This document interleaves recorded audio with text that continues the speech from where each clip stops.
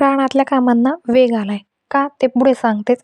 त्याआधी या रानातली मेथीची भाजी काढली होती, पण खुरपणी करायचं राहिलं होतं. खुरपणीला आलोय या नवीन खुरप्यासोबत. नवीन दिवस, नवीन काम.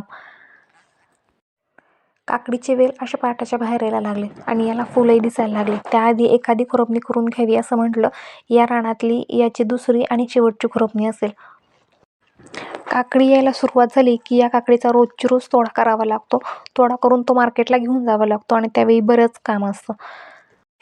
ते मी पुढे सांगेलच, पण त्याआधी चॅनलला सबस्क्राईब करा, शेजारील बेल आयकॉन क्लिक करा, म्हणजे मी जेव्हा केव्हा व्हिडिओ अपलोड करेल त्याचं पहिलं नोटिफिकेशन तुम्हाला मिळेल. वन ब्रेकमध्ये सकाळी 9 ते संध्याकाळी 5 वाजेपर्यंत 4 जणींच्या मदतीने ही खुरपणी झाली. नॉनस्टॉप केलेल्या कामामुळं आज खूप दमले. हे खुरपलेलं शेत झालेल्या कामाचं समाधान घेऊन घरी निघालो.